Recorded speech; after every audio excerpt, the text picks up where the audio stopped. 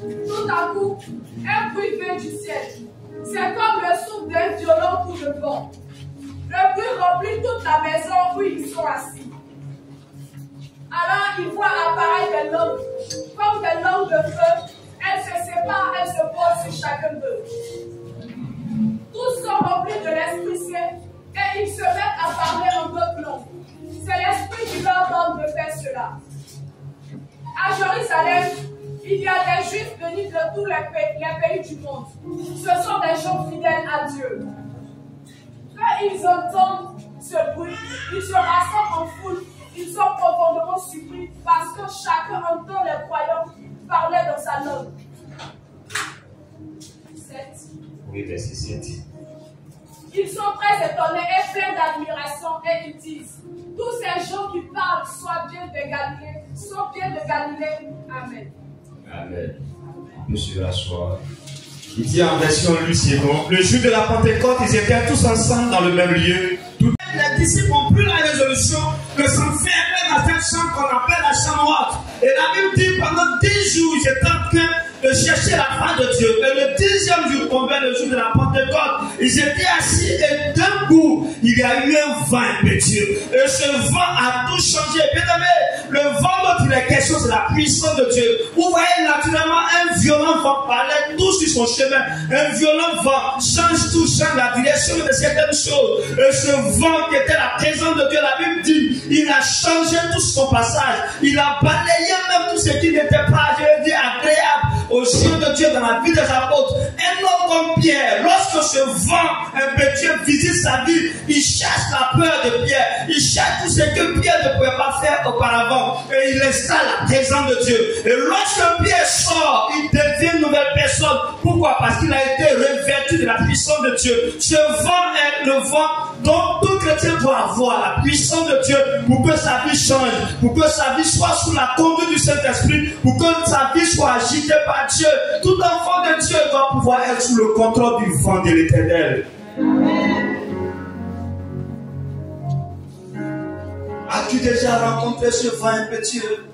As-tu déjà vu la puissance de l'Éternel t'agiter? As-tu déjà expérimenté la gloire de l'Éternel? Ils étaient auprès de Jésus, autour de Jésus-Christ, mais ils n'avaient jamais expérimenté cette puissance de Dieu.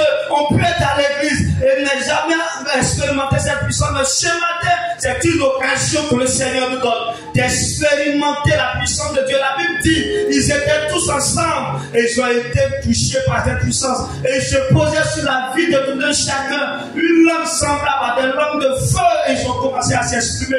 Le don du parler en langue leur a été donné. Pourquoi d'abord le vent? Le vent pour balayer tout ce qui est mauvais, tout ce qui peut empêcher la gloire de Dieu. Et après cela, Dieu leur donne le don du parler en langue pour activer les autres dons, mais aussi leur permettre de demeurer dans la présence de Dieu, dans la prière, pour que la gloire de Dieu soit manifeste à travers eux. Tout enfant de Dieu doit pouvoir séjourner dans la présence de Dieu et expérimenter la gloire de Dieu et expérimenter la puissance de Dieu. Dieu nous accorde le don du parler en langue pour que nous soyons des hommes et des femmes qui demeurent dans l'intimité de Dieu.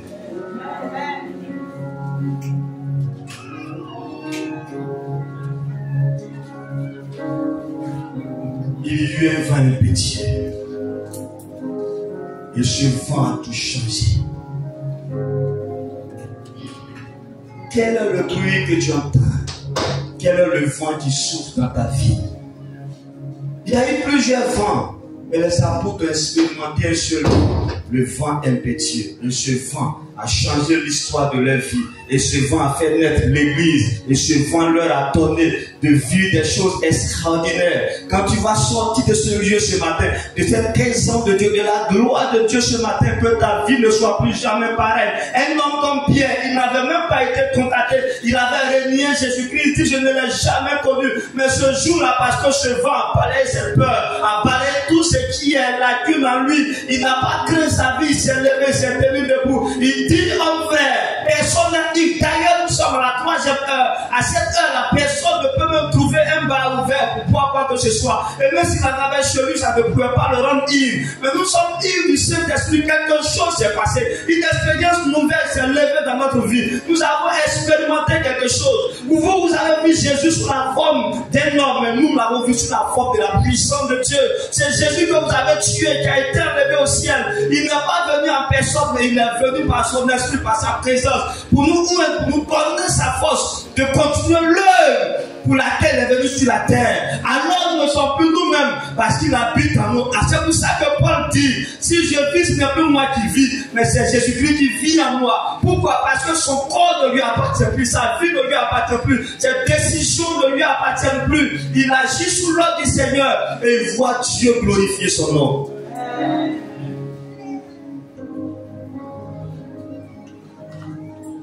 Et ils ont commencé à parler.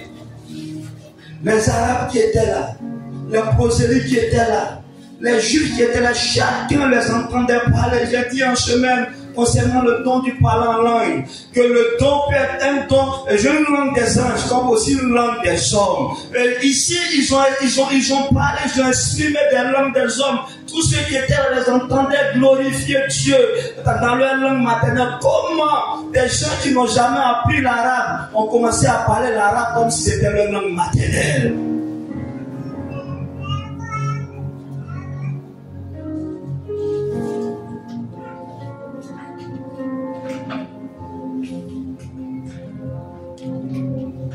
J'entendais quelqu'un dire, ce sont des bêtises.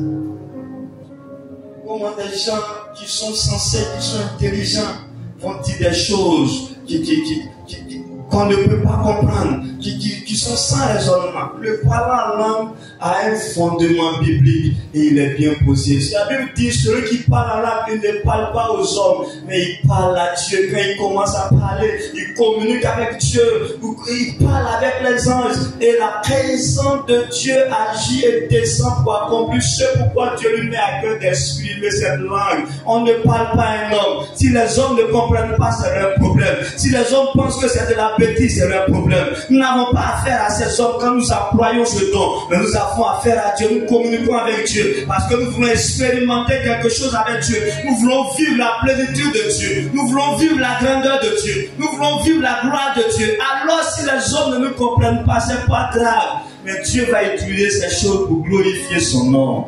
Amen. Des personnes qui ont honte de leur don spirituel, de leur parler en langue.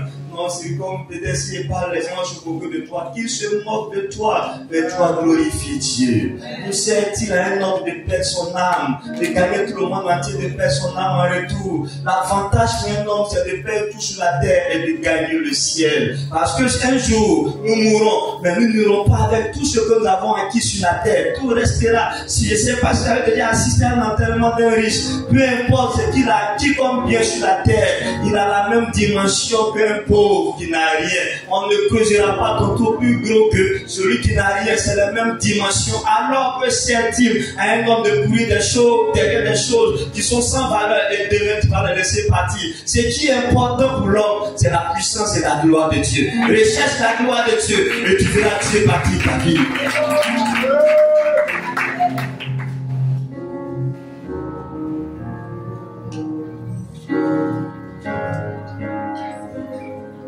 Je disais en semaine, si quelqu'un comme moi n'aime pas le Seigneur, c'est pas bon.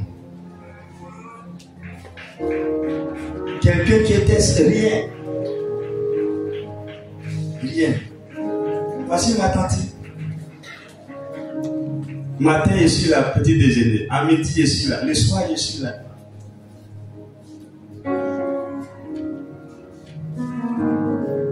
C'est elle qui me donne l'argent. Quand elle va faire ses gardes, elle est tellement gentille. Oh, cette femme. Tellement gentille. Quand elle finit ses gardes, l'argent, elle va avoir, elle va me donner.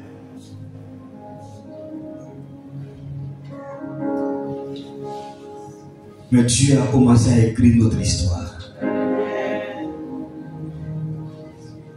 Je veux amener quelqu'un à comprendre ce matin que tu ne peux pas être quelqu'un sans la puissance de Dieu. Tu ne veux pas vaincre des situations sans la puissance de Dieu. Tu ne veux pas évoluer sans la puissance de Dieu. Tu ne veux pas accomplir des choses merveilleuses sans la puissance de Dieu. Un homme, un chrétien ne peut pas se dissocier de la puissance de Dieu. Je suis chrétien parce que je crois en la puissance de Dieu. Dieu c'est la puissance c'est Dieu. Oui, le véritable Dieu, c'est la puissance. Les faux dieux n'ont pas de puissance. C'est la raison pour laquelle souvent tu peux le mettre dans ton sac et voyager avec lui. Tu peux le mettre dans ton véhicule et voyager avec lui. Mais le Dieu dont je parle, le véritable Dieu, la Bible dit qu'il est omnipotent, omniprésent. Il est partout à la fois, il est puissant et grand. Tu ne peux même pas le voir, mais il agit, il parle, il est extraordinaire. Et ce Dieu, comment est-ce que tu peux le soulever? Tu ne peux pas le mettre dans ton véhicule, il est plus grand que ton véhicule. Il contrôle tout, il dirige tout, il sait tout d'avance. Je n'aime pas souvent de Dieu qui dit, ah, ce que j'ai fait là, est-ce que ça arrive? Non, notre Dieu, il sait tout chose d'avance. Il sait ce qu'il y a de mieux pour toi, il sait ce qu'il y a de bon pour toi. Il sait ce qu'il faut pour que la situation change. Et quand il parle, sa voix indique déjà la réponse. Et ce que je veux te dire ce matin, quand Dieu te donne une révélation, cette révélation est déjà dans son passé. Ce que toi tu es en train de connaître aujourd'hui, là, lui, ça est dans son passé depuis longtemps.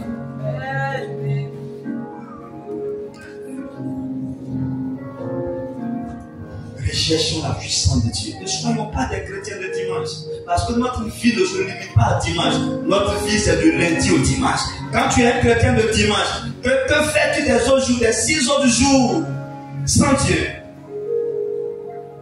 Mais quand je saisis la puissance de Dieu, je marche avec le Seigneur, je marche avec assurance. Parce que je sais que mon Dieu est à mes côtés. Quand quelque chose peut-être va arriver, il me prévient. Quand il y a une situation quelconque, il agit.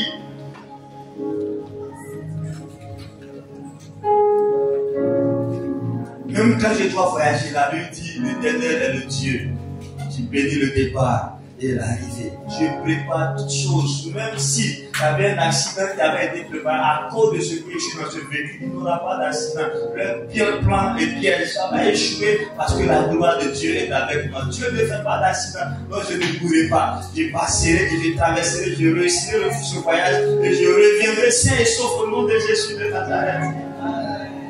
Dieu veut qu'on apprenne à connaître notre Dieu. Il est puissant, il est extraordinaire. Lorsque les disciples ont pris la résolution de se mettre dans cette chambre, c'est parce qu'ils ont reçu la promesse. Jésus a dit, je m'en vais au Père, mais je vous enverrai l'Esprit consolateur. Celui-ci vous enseignera tout sur moi. Tout ce que j'ai fait, il va vous apprendre à faire. Et c'est comme ça que le Saint-Esprit travaille. Quand il vient dans ta vie, il t'apprend à faire des choses. Il t'envoie à faire des choses. Il t'enseigne des choses. Et quand tu te lèves pour appliquer ces choses, tu vois la gloire de Dieu se manifester. Quand tu te lèves pour faire ce que Dieu te demande, tu vois sa puissance agir à travers toi.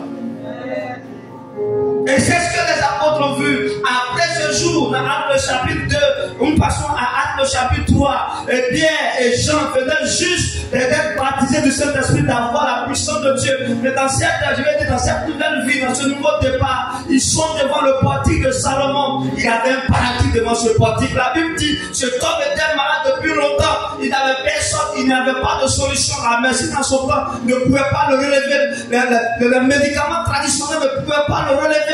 Mais Pierre et Jean étaient devant ce portique de Salomon, qui est une entrée du temple. Et cet homme-là, à cause de sa situation, est devenu mendiant. Il ne faisait que mendier pour pouvoir subvenir à ses besoins.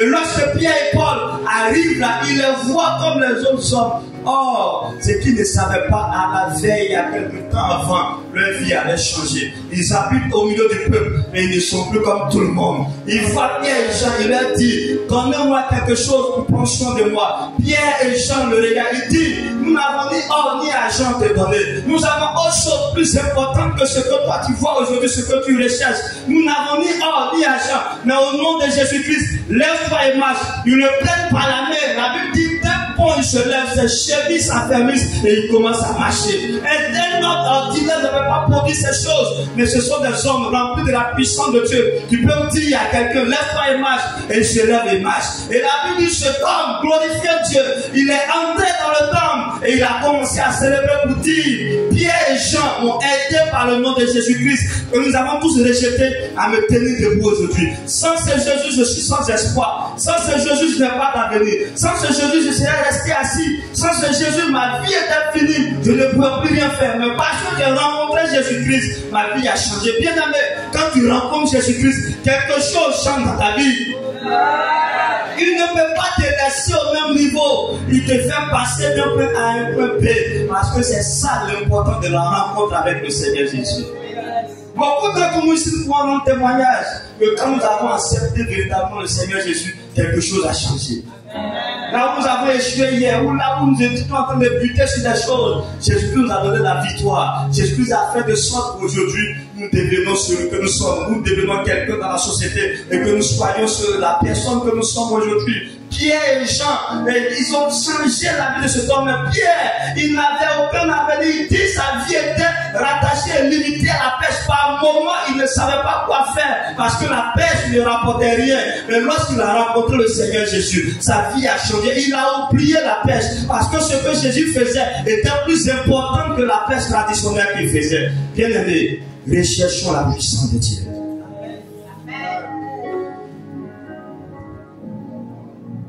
Regardez-vous le monde d'aujourd'hui. Que va servir à un chrétien sans la puissance de Dieu? Regardez comment le monde est en train de partir. Aujourd'hui, les maladies sont de deux. Je ne sais pas si vous savez. Les maladies, là, c'est de deux aujourd'hui. Quand on parle du cerf, à ce qui est vrai naturel, et à ce qu'on lance. Quand on parle de sida, à ce qui est vrai et à ce qu'on lance. Même mal de tête, à ce qui est vrai et à ce qu'on t'attaque avec. Donc quand tu n'as pas la puissance de Dieu, et puis on t'attaque avec, ça part comment? Tu vas prendre le même médicament qu'on guérit celui qui avait le naturel, là. Mais toi, ça ne va pas te guérir.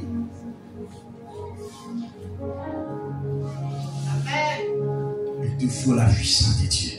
Donc quand tu as la puissance de Dieu, même quand c'est une attaque, tu n'as pas besoin de médicaments. La présence de Dieu sur ta vie déjà te donne de recouvrir la guérison. C'est la raison pour laquelle on cherche les médecins. Souvent, ils sont parce que les mêmes traitements qu'ils ont administrés à quelqu'un d'autre, on vient te donner les mêmes traitements, mais on sent que ça n'évolue pas. Ton cas s'empire de jour en jour. Ils ont expérimenté tout. C'est pas leur expérience là. Ils ont mis en pratique, rien ne bouge. Et même là, ils cherchent, ils appellent le professeur pour dire, mais c'est à la verdade. Pour l'autre, voici comment on a fait, ça marche, on a fait ça, ça ne marche pas. Le professeur s'ajoute à eux, il fait ci, ils font, ça ne marche pas. Il te faut la puissance de Dieu.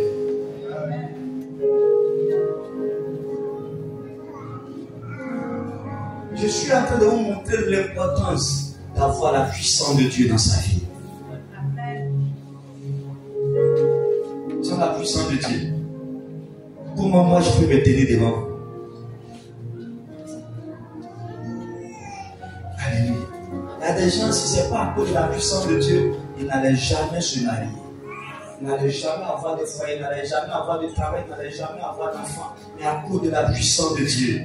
Et cette puissance a corrigé toutes ces erreurs pour que vous ayez ce que vous avez aujourd'hui. Il y a des gens qui seraient peut-être déjà dans la rue parce qu'on les a prédestinés à la drogue. Ils seraient en train de se droguer jusqu'à peut-être c'est un peu de la raison. Mais la puissance de Dieu a corrigé toutes ces erreurs pour faire de toi un saint aujourd'hui pour que tu ne touches plus à la drogue. C'est une bénédiction. Je veux que tu comprennes que Dieu, c'est le Tout-Puissant. Dieu, Dieu, c'est le suprême. Dieu, c'est l'extraordinaire. Quand les disciples ont réellement connu, la Bible dit, il y a eu un grand changement. Et la Bible dit, dans le verset 8, il dit, vous recevez une puissance. Le Saint-Esprit suivant sur vous. Vous serez mes témoins à Jérusalem, dans toute la Judée, dans la Samarie et jusqu'aux extrémités de la terre. C'est dans Actes chapitre 1, le verset 8. Jésus leur donne des instructions. Il dit, vous allez recevoir une puissance. Le Saint-Esprit va venir sur vous. Quand vous l'aurez reçu, vous serez des témoins. Plus rien ne peut vous effrayer, plus rien ne peut vous vaincre. Quand ils ont appris cela, ils sont allés dans la chambre haute. Je suis allé en Israël, ils sont montés dans la chambre haute. Mais c'est réellement une chambre haute. Quand tu rentres dans cette chambre, depuis des années, on sent encore la présence de Dieu dans cette chambre. Parce que quelque chose s'est passé là. L'histoire de l'église a commencé là. Là où l'église va vaincre le monde a commencé en ce lieu. Dieu a développé sa présence là. Et ils ont commencé à parler à l'âme. Et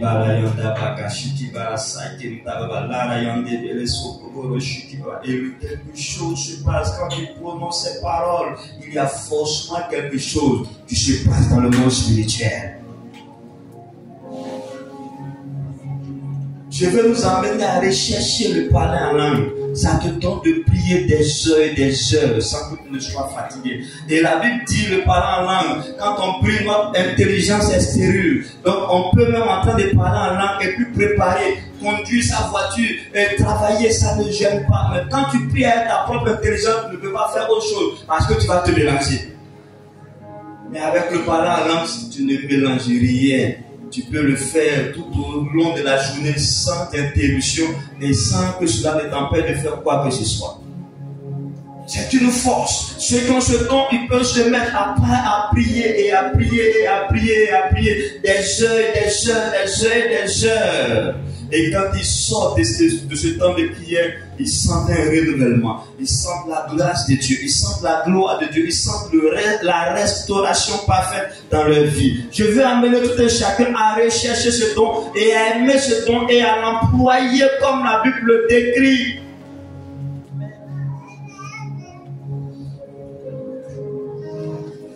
Je ne parle pas des paresseux. Parce que prier, c'est la chose la plus difficile. Si tu n'as pas la volonté, tu ne peux pas y arriver. Prier, ça ne tombe pas du ciel. Prier, c'est un exercice. J'ai prié 1 minute aujourd'hui, demain je m'efforce à prier 2 minutes. Après demain je m'efforce à prier 30 minutes. 1 heure du temps, 2 heures, une journée, ainsi de suite. Il y a des gens qui ont 50 ans de conversion, eux-mêmes ils ont 12 ans. Mais plus 5 minutes.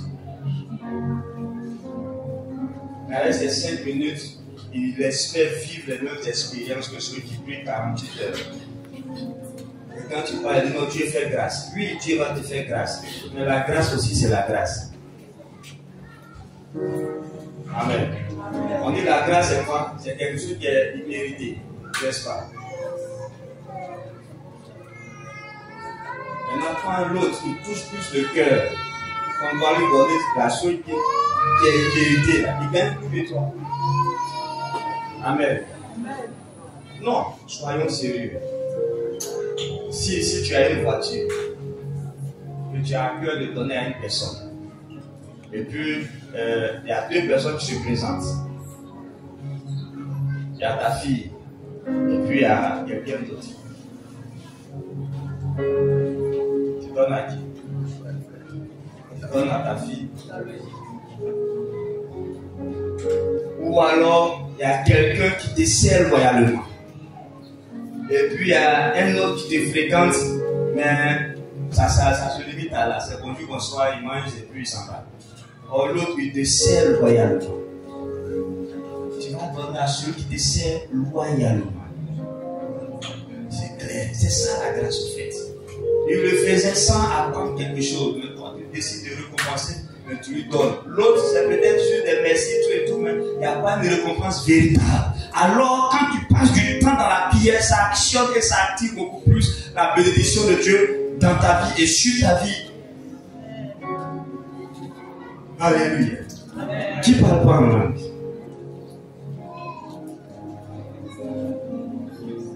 C'est toute l'église.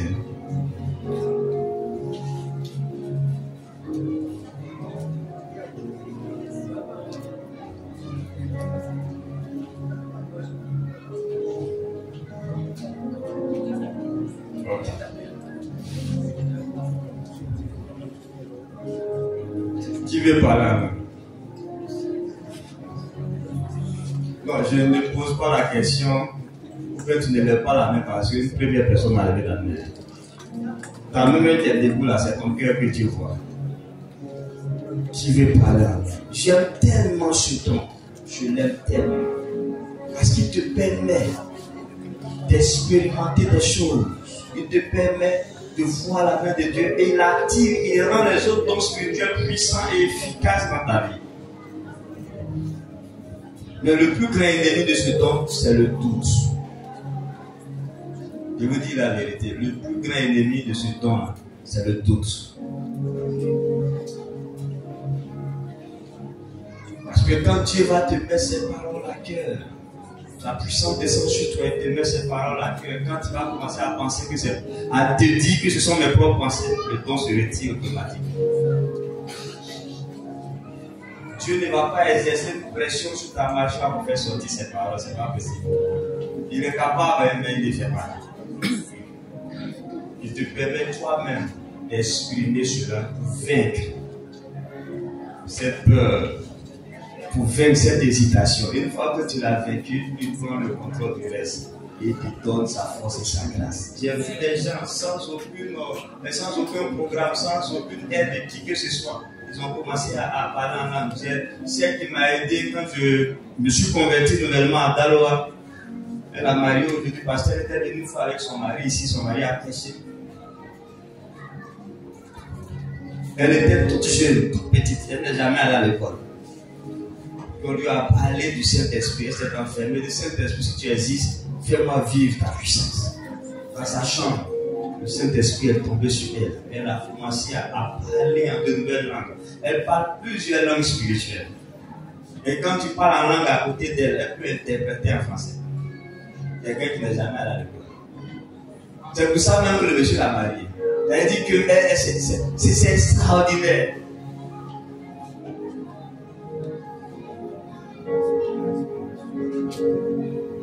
C'est tellement merveilleux. Merveilleux. Qui veut expérimenter cela? Le droit diminue au fur et à mesure. On va se terminer.